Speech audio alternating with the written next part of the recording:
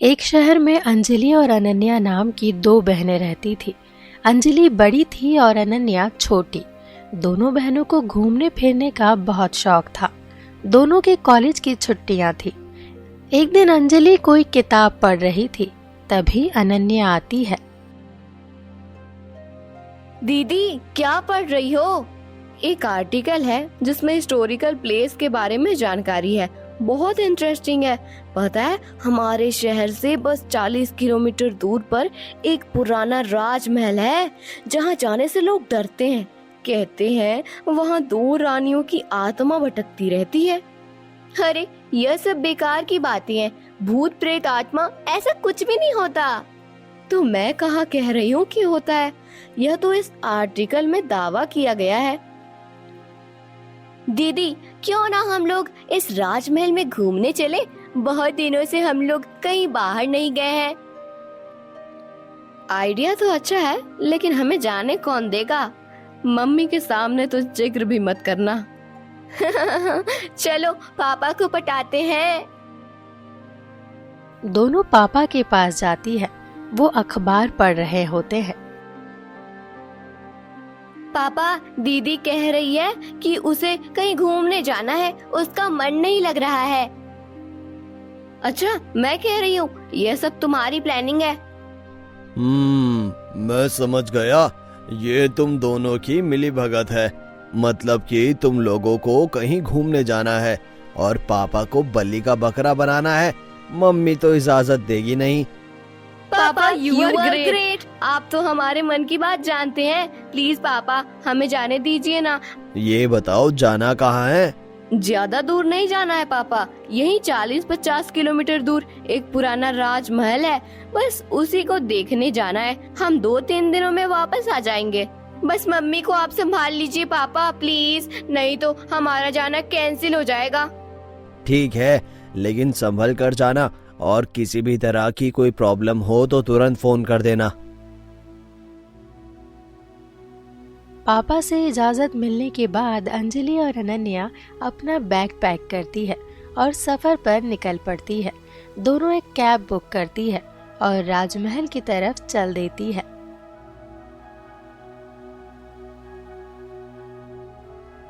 Madam, आप लोग किधर जा रही हैं?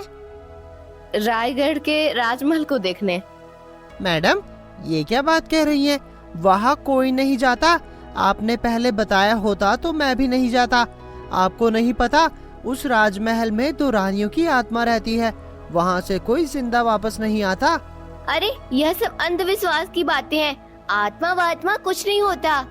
नहीं नहीं मैडम, कुछ भी हो, मैं महल तक नहीं जाऊँगा। हाँ, वहीं हाईवे पर एक होटल है, मैं वहीं तक जाऊँगा। आप लोग भी वहीं रुक जाइएगा। फिर कल सुबह पैदल राजमहल चले जाइएगा। वापसी में मैं आप लोगों को ले लूंगा। यह क्या कह रहे हो? हम लोग इतनी दूर पैदल कैसे जाएंगे? उस होटल से राजमहल ज्यादा दूर नहीं है, सिर्फ रास्ता सुनसान है। मुश्किल से 500 मीटर की दूरी पर है।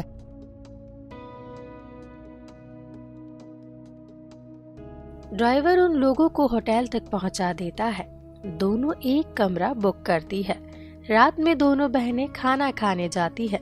वहीं पर एक युवक बैठा होता है जो अंजलि के साथ पढ़ता है। अंजलि उसे देखते ही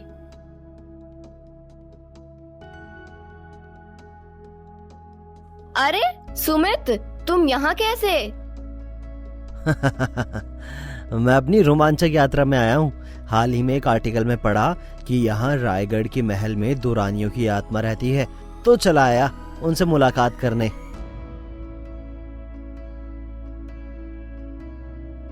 अंजलि और अनन्या भी वहीं पर हंसते हुए बैठ जाती है। तुम्हारे सफर के हमसफर बनने हम दोनों बहनें भी आ गई हैं। दूसरे दिन सुबह तीनों पैदल ही राजमहल की तरफ बढ़ने लगते हैं। रास्ता एकदम सुनसान होता है। तभी एक बहुत ही बूढ़ी औरत एकदम से उन लोगों के सामने आ जाती है और सुमित से कहती है,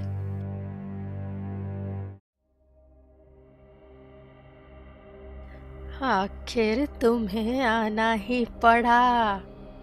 अच्छा किया जो तुम आ गए। अच्छा किया, बहुत अच्छा किया। तुम्हें बहुत पहले आ जाना चाहिए था।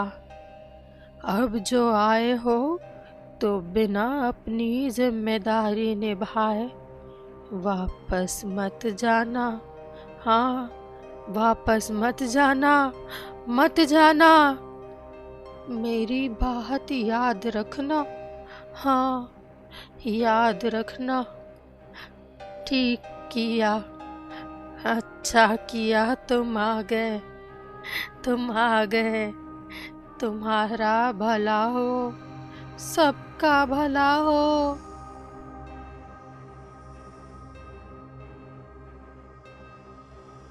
कहती हुई वो बूढ़ी औरत चली जाती है। यह कौन थी यार? मैं तो सरप्राइज रह गई। उसको बोलते देखकर मेरी तो बोलती ही बंद हो गई। समझ में नहीं आया वो क्या कह रही है। यहाँ से रहस्य रोमांच शुरू होता है। तुम्हें मजाक सूझ रहा है तो क्या वापस लौटने का इरादा है? लेकिन एक बार हमें सोचना जरूर चाहिए, हमारे साथ कोई गाइड भी नहीं है।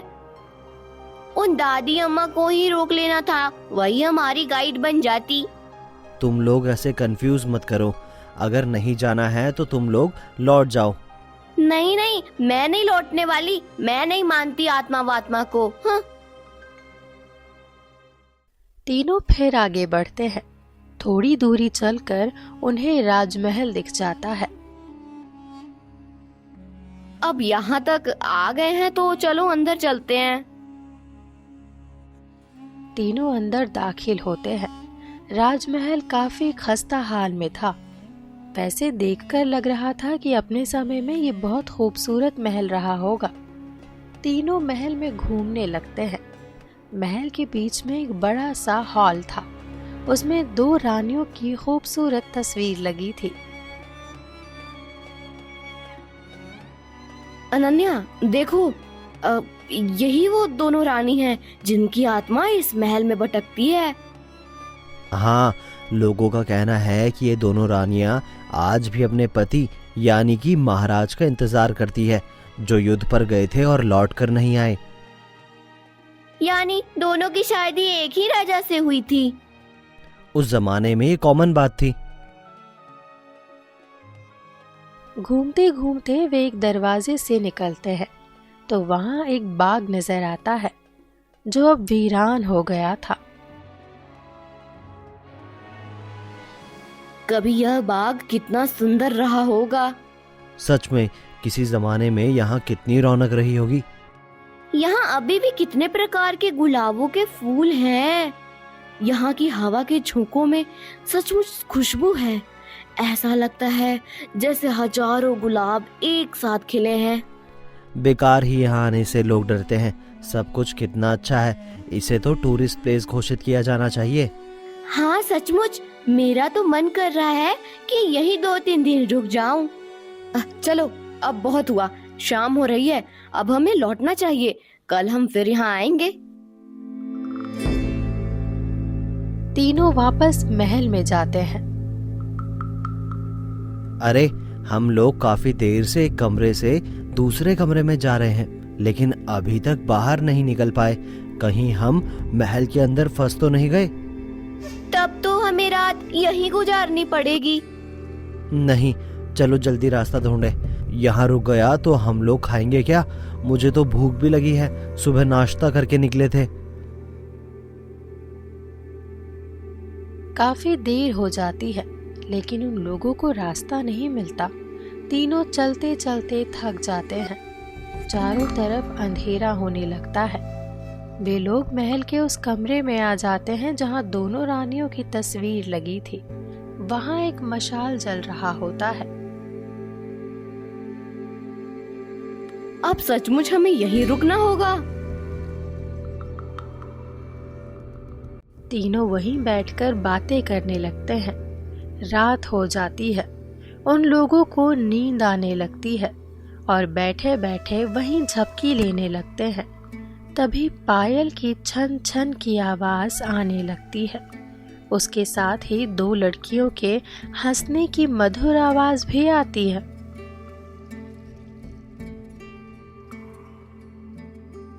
कौन है? कौन हंस रहा है? अंजलि, अनन्या, उठो उठो, देखो। आखिर तुम आ गए। तुम्हें आना ही था, बहुत इंतजार करवाया लेकिन। कौन है? कौन है वहाँ? सुमित की आवाज सुनकर अंजलि और अनन्या उठ जाती है। आगे बढ़ो और आगे बढ़ो, हमारे करीब आओ। अचानक सुमित उन तस्वीरों की तरफ बढ़ने लगता है। आवाज उधर से ही आ रही थी। हाँ, और करीब आओ, बिल्कुल करीब। सुमित वहां पहुंच जाता है और उन तस्वीरों को छूता है। बहुत सुकून मिला।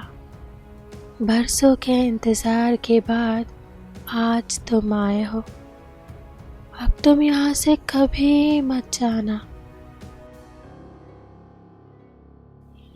अनन्या घबरा कर अंजलि का हाथ पकड़ लेती है। दीदी, ये सब क्या हो रहा है? मेरी कुछ समझ में नहीं आ रहा है। अब हम क्या करें? सुमित, सुमित, इधर आओ, सुमित। सुमित कुछ नहीं सुनता और वहीं खड़ा रहता है। मधुर हंसी की आवाज आती रहती है। अंजलि और अनन्या डरते डरते सुमित के पास जाती है और उसका हाथ पकड़कर। सुमित, तुम हमारी बातें क्यों नहीं सुन रहे हो? इधर आओ। तभी वहां वो बुढ़िया आ जाती है जो रास्ते में मिली थी। मैंने कहा था ना कि तुम आ गए हो तो अपनी जिम्मेदारी निभा कर जाना। अंजलि और अनन्या बुढ़िया के पास जाकर, ये सब क्या है? ये सब कैसे ठीक होगा? हमें क्या करना होगा? कुछ तो बताइए। अगर तू सब ठीक करना चाहती है तो सुन। उन दोनों तस्वीरों को उतार और इस लड़के के हाथ में दे दे। वो इन तस्वीरों को अपने हाथ से जला देगा, तभी सबको मुक्ति मिल पाएगी। नहीं तो फिर कुछ नहीं हो सकता।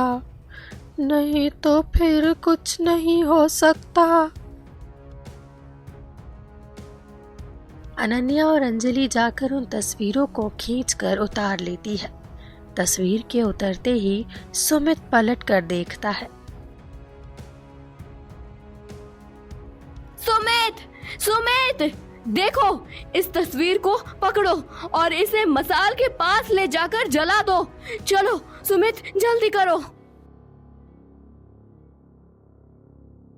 अनन्या सुमित का हाथ पकड़कर उसे जबरदस्ती मशाल के पास ले जाती है और उसके हाथ में तस्वीर पकड़ा देती है। जला दो सुमित, तस्वीर को जला दो। हाँ, जल्दी से जला दो, जल्दी करो, जल्दी करो। सुमित अचानक उन तस्वीरों को जला देता है। तस्वीर के जलते ही चीखने की आवाज आती है और फिर धीरे धीरे वो आवाज शांत हो जाती है। सुमित जैसे नींद से जागता है।